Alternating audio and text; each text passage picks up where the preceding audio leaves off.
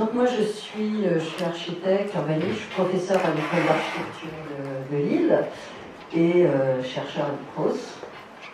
Et là je vais vous présenter un travail de recherche sur lequel j'ai travaillé, enfin on a travaillé, parce que c'est une grande équipe. D'ailleurs Pauline Frileux était là au début avec nous, puis après pour des raisons personnelles, elle n'a pas suivi l'équipe, mais donc c'était une recherche avec des géographes, ethnologues, architectes et artistes d'ailleurs.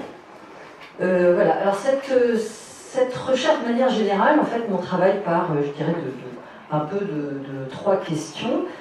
Trois étonnements, on pourrait dire, en travaillant quasiment tout le temps sur les territoires d'urbanisation dispersés. Première question, c'est une part des effets de l'urbanisation sur la nature.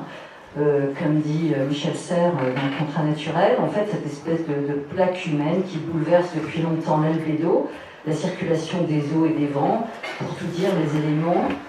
Plus le nombre et l'évolution des espèces vivantes dans, sur, sous et dans son territoire.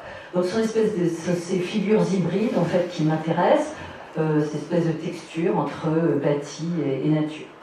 La deuxième question, c'est la qualité du bâti dans ces territoires-là, qui est en général assez médiocre, qu'on appelle passoire énergétique, et notamment le pavillonnaire qui couvre en France 75% du territoire urbanisé, donc qui représente un enjeu important. Et le troisième étonnement, c'est la culture populaire ancrée dans une économie de moyens et soucieuse de la richesse des ressources locales. Alors toutes ces trois questions qui s'adressent aux territoires existants, tels qu'ils sont aujourd'hui, en prenant des outils assez simples qu'on pourrait appeler de pratiques microbiennes, de tactiques visibles, pour faire référence à De Certeau, et qui font la preuve d'une créativité importante et qui peuvent être des réponses à des pratiques d'ordre panoptique.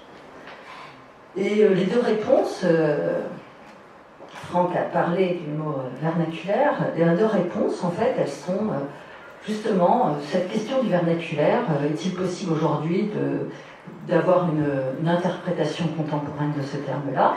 Et la question de l'acclimatation, en fait, qui est une notion que je prends librement à la biologie et que j'essaie d'appliquer à la question de l'architecture.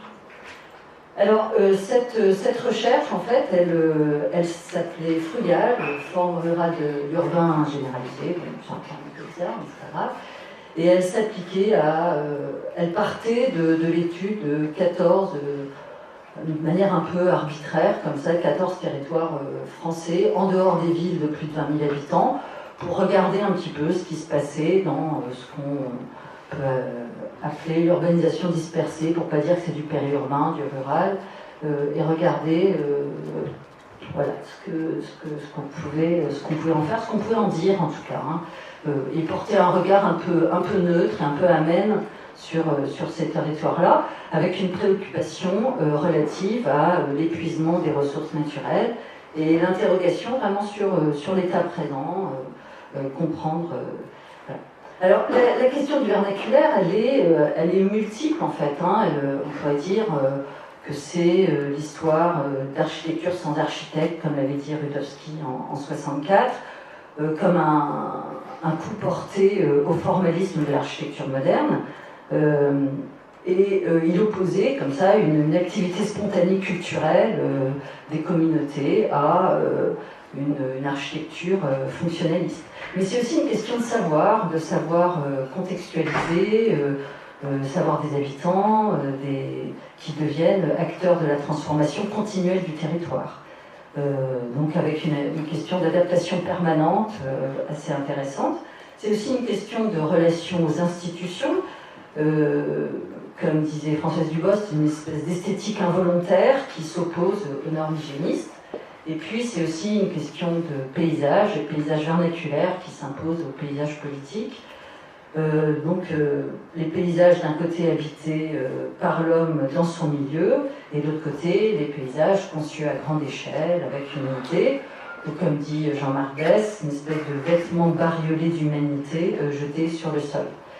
Et Pierre Frey, qui a beaucoup écrit sur le vocabulaire, sur le vernaculaire, lui dit finalement le vernaculaire, c'est tout ce qui demeure périphérique ou extérieur aux flux mondiaux du capital, et tout ce qui, de gré ou de force, se dérobe à son contrôle.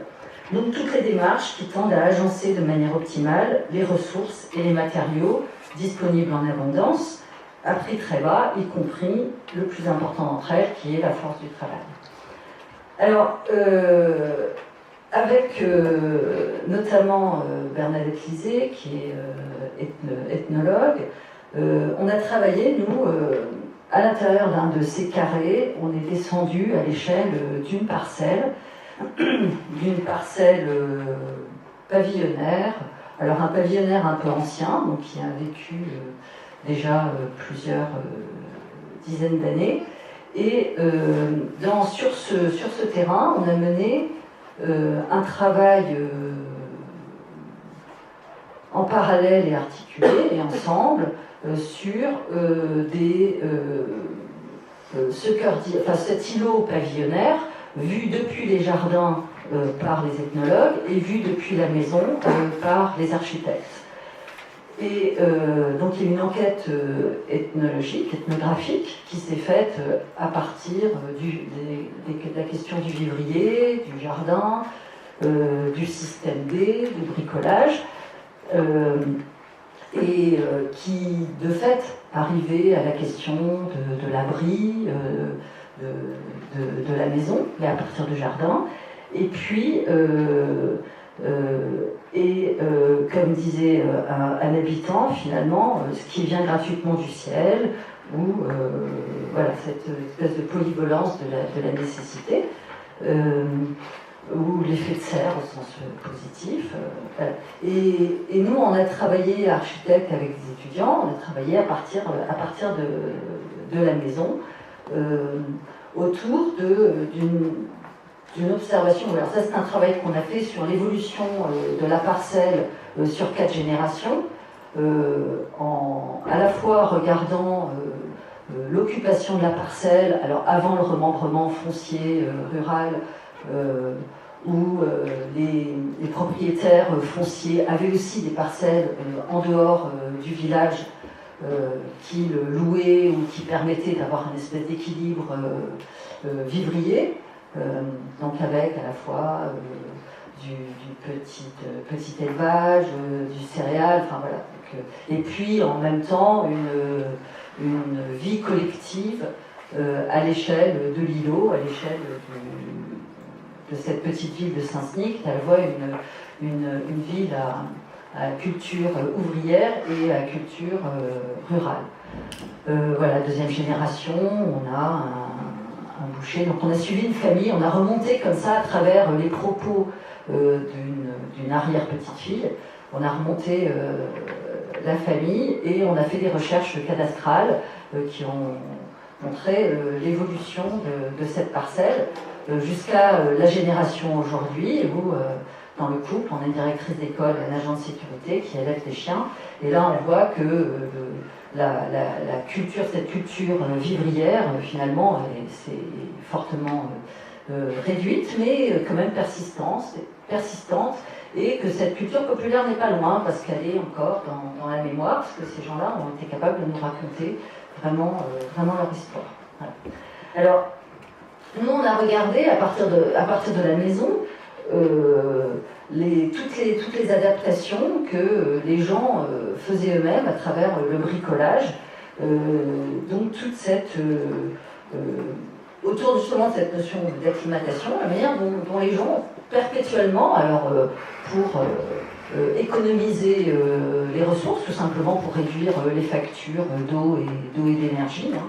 Donc tous ces systèmes de récupération des eaux, de mettre une petite serre pour créer un espace intermédiaire entre l'intérieur et l'extérieur, pour à la fois plus de confort, mais également pour éviter les ponts thermiques, etc. Donc on pourrait ramener à des questions qui ont conduit aux normes énergétiques.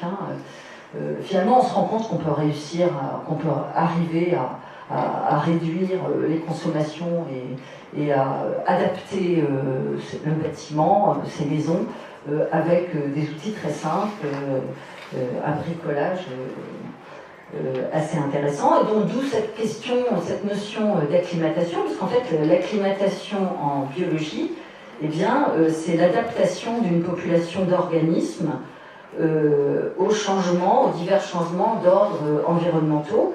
Et donc c'est lorsqu'un organisme subit des modifications physiologiques ou morphologiques provoquées par des modifications environnementales. Donc on s'est dit finalement, c'est un peu ce qui devrait arriver aux bâtiments aujourd'hui, comment est-ce qu'on peut les transformer autrement qu'en se disant, on va leur coller de l'isolation, comme ça elles vont être plus aux normes.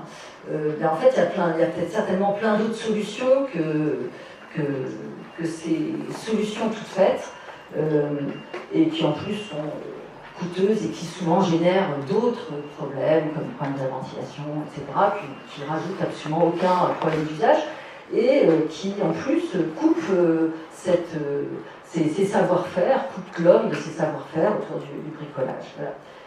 Alors, à partir de ça, on s'est dit finalement, la question de l'interface était probablement très importante, et pour changer d'échelle, on a travaillé cette notion d'interface qui, à l'échelle de la parcelle, est très difficile à dessiner, puisqu'entre eux, finalement, il n'y a pas la maison et le jardin, puisqu'il y a ces espèces d'extensions, et puis il y a tout ce bâti, ces petites bicoques, en fait, ces petites cabanes, voilà, qui ont différents usages et qui viennent rendre impossible cette limite entre le bâti et ce qu'on pourrait appeler la nature au sens large du terme. Et alors on s'est posé cette question de manière plus large en se disant, si on fait un zoom arrière comme ça, on arrive à se poser la question. Donc ça, c'est l'îlot sur lequel on a travaillé, et cette ligne qu'on a appelée ligne brisée, finalement qu'on n'arrive pas à dessiner entre le bâti et le jardin. Et en regardant à des échelles plus larges, on se dit, finalement, c'est cette texture qui nous intéresse. C'est qu'on parle d'artificialisation des sols, et c'est vrai quand on regarde à gauche cet énorme parking, mais quand on regarde ces quartiers pavillonnaires, eh bien, ils sont pleins de matières, plein de textures différentes entre ce qui est perméable et imperméable. Et plus on zoome et plus au contraire on dézoome, eh bien, on se rend compte de la complexité des choses. Et c'est peut-être intéressant d'opposer aujourd'hui cette injonction à la ville dense et compacte par ce qu'on a appelé la construction de paysages vivants, qui serait dans cette relation entre le paysage et le bâti. Et donc on a fait des calculs comme ça sur les terrains non urbanisés qui se trouvent aujourd'hui à l'intérieur des territoires urbanisés, on va dire, des bourgs, des villes, etc. Mais en prenant même des villes un peu grandes, des villes de 15 000 habitants, toujours moins de 20 000 habitants, bien sûr, et bien on s'est rendu compte qu'il y avait énormément de terrains à l'intérieur, pris à l'intérieur, comme ça, de cette urbanisation. Et ces terrains-là pouvaient être justement les lieux d'une invention, d'un travail qu'on a appelé entre nous paysage vivant. Et quand on en discutait avec le maire de Saint-Denis, donc on a travaillé, lui il nous disait, bon, ce cœur d'îlot ne sert à rien, de toute façon, on pourrait, s'il avait été viabilisé, on aurait fait un lotissement et ça aurait été aussi fait. Voilà. Donc, alors après, on a travaillé aussi sur la question de l'énergie, bon, à une échelle un petit peu plus large, en se disant, il y a peut-être des complémentarités à trouver entre les ressources agricoles, les ressources humaines, les ressources d'origine animale, d'origine végétale, et puis on a essayé de travailler comme ça sur les ressources disponibles à des échelles de 10-20 km qui pourraient amener à des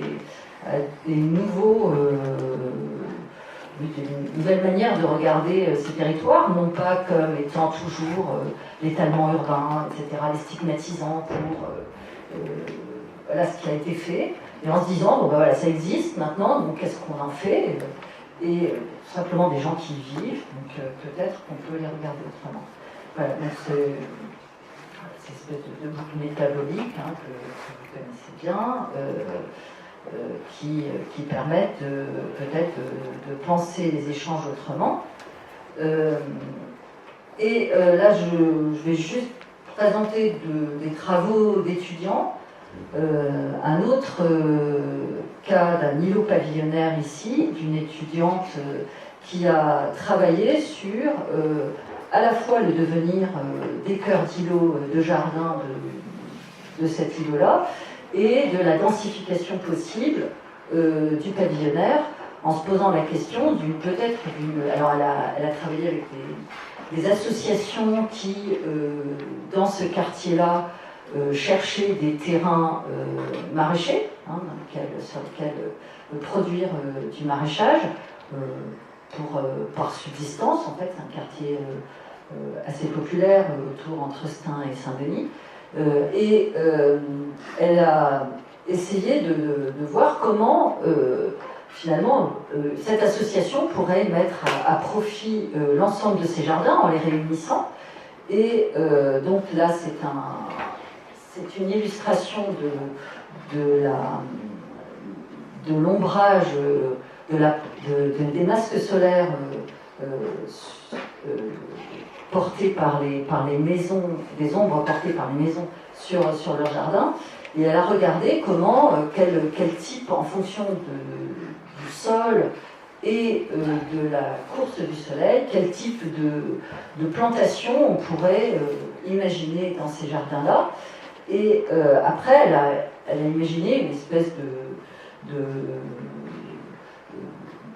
de proposition qu'elle pourrait faire. Alors, elle n'est pas allée très loin, c'est un travail d'étudiant, qu'elle pourrait faire aux habitants en se disant, bien, on pourrait mettre ces jardins en commun, on pourrait les donner à une association qui produirait du maraîchage, et pour adapter toutes ces maisons aux questions énergétiques, on pourrait aussi se demander comment densifier ce quartier-là pour avoir des revenus supplémentaires qui permettraient d'adapter les maisons.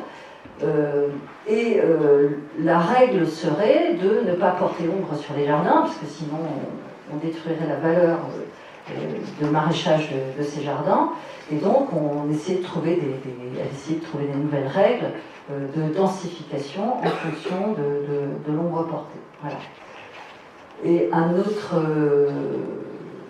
donc ça c'est un travail à l'échelle d'une commune, plus programmatique. Voilà. Et avec... on a travaillé sur cette question d'acclimatation en se disant que finalement l'adaptation énergétique de la maison, ce n'était pas, comme je disais tout à l'heure, c'est de la refermer, de se dire, d'aboutir à cette maison iconique, parfaite, bien isolée, bien calfeutrée, mais au contraire d'augmenter ces interfaces entre l'intérieur de la maison et puis tout le jardin, la récupération des eaux, la production énergétique, etc. Et pourquoi pas y faire rentrer également de la production vivrière, ce qui effectivement dessine une maison qui est complètement différente et qui est une maison à géométrie variable en fonction des saisons.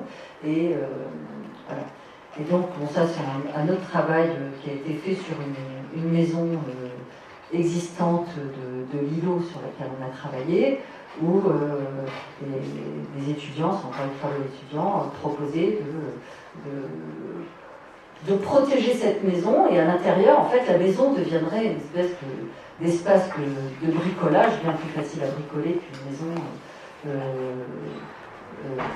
en contact direct avec l'extérieur, et en même temps de faire rentrer la production maraîchère, enfin la production vivrière en tout cas, à l'intérieur de la maison. Voilà. Alors, en fait, ça, c'est une exposition qu'on avait fait en mairie de Saint-Denis. Donc, c'est vrai que le maire de Saint-Denis était un peu étonné de voir débarquer des chercheurs, des étudiants, avec des maquettes et des propositions, et puis l'enquête ethnographique qui leur a été également présentée, en apportant vraiment des réponses très très concrètes à chacune des maisons sur lesquelles, ou chacun des jardins sur lesquels les étudiants ou les ethnologues avaient travaillé. Et bon, c'était d'abord, ils se sont demandé pourquoi, parce qu'on n'avait pas contacté le maire d'abord, on est tombé un peu par hasard en fait sur cet îlot-là qui nous intéressait. On se demandait vraiment pourquoi on s'intéressait à cette maison. Et par contre, on a eu des échanges très très intéressants avec les habitants qui finalement, avec des projets un peu utopiques comme ça, et finalement étaient extrêmement contents. Là, vraiment, on leur a laissé des maquettes, on a laissé toute l'exposition à la mairie, et ils posaient des questions vraiment très simples et très pertinentes sur l'évolution de leur maison, en sachant qu'on avait essayé d'aborder aussi des questions économiques, évidemment. On n'arrivait pas comme ça en disant voilà, votre maison va être transformée, elle va être magnifique, mais comprendre qu'on s'adressait à des gens qui n'avaient absolument aucun moyen et qui fonctionnaient que par bricolage de leur maison, et que cette question de bricolage est une richesse, il fallait qu'elle continue à pouvoir se faire, mais qu'en même temps on ait un véritable débat avec eux sur les adaptations possibles aux conditions hydriques et énergétiques. Voilà. Alors ça c'est un travail, alors, cette question des relations bâti-nature, en fait, bon, elle est complètement inscrite dans notre culture. Hein. Donc en parallèle, en fait, on a fait beaucoup de recherches sur des exemples d'architecture vernaculaire ancienne, mais d'architecture justement de systèmes à la fois d'énergie et d'eau, comme ça, qui mêlent, dans lesquels on ne peut plus en fait raisonner la maison indépendamment du territoire, du jardin, mais on est toujours dans des... Évidemment, quand on parle de la question de l'eau, eh bien, la question de l'eau ne peut pas être circonscrite à une parcelle. Mais on a regardé aussi le bricolage, ce qu'on appelait le vernaculaire bricolage, qui est ce catalogue de bricolage qui raconte beaucoup de choses en fait sur les outils nécessaires aussi à l'adaptation du quotidien, à l'adaptation des maisons, et puis le vernaculaire de contre-culture qui est aujourd'hui un vernaculaire qui est toujours très présent, à la fois dans des... Enfin, oui, dans des... D'ailleurs qui revient en fait avec très d'étudiants en architecture, mais certainement en paysage aussi, mais qui est très présent notamment dans les quartiers populaires en fait. Voilà, donc ça ce sont quelques exemples qui montrent des systèmes intéressants. Bon, après, sur des questions architecturaux, en fait, ce qui nous intéresse, en fait, c'est de voir quel impact cette prise en compte des ressources a sur la forme. Voilà, on reconnaît des choses assez connues, ces systèmes coréens d'ondoles coréens, ces systèmes de bagdir iraniens, puis tout système évidemment de jardins, de pierres sèches, de murs, et puis ces bricolages, ces serres, tous ces éléments qui font que ça développe tout un vocabulaire très différent qui est dans la relation, alors ça c'est la Zero Energy Farm, et ce qui est intéressant, c'est peut-être cette notion de paysage qui est peut-être dans les écarts et dans les mises en tension entre les éléments, qui n'est plus sur la séparation, mais au contraire sur l'association, et qui doit être exploratoire dans les deux cas. Donc, et puis la question du paysage et la question peut-être de l'infrastructure, c'est-à-dire que quand une maison commence à réagir comme ça aux éléments naturels, à l'eau, eh bien elle devient une infrastructure de fait, elle produit de l'énergie, elle récupère les eaux. Voilà, donc, et puis je vais terminer par cette image que je trouve un peu décalée en fait d'Alberto Manieghi, qui parle lui donc qui est le fondateur de l'école des territorialistes italiens, hein, et qui parle de reterritorialisation. Il dit le territoire, c'est un système vivant produit par les hommes, d'accord, mais il ne survit que grâce à eux, dans la mesure où ils savent utiliser le patrimoine territorial en tant que ressource. Alors donc, en même temps, en travaillant là-dessus, Alberto Manieghi ravive des notions de regional planning qui a été développées aux États-Unis, mais également en France par l'école de géographie au début du XXe siècle, et notamment avec Benton McKay, Ford, voilà, et qui vraiment parle d'éthique de la Terre. Dans les années 20, Benton McKay parlait justement de l'éthique de la Terre. Et voilà, je vais terminer sur l'éthique de la Terre.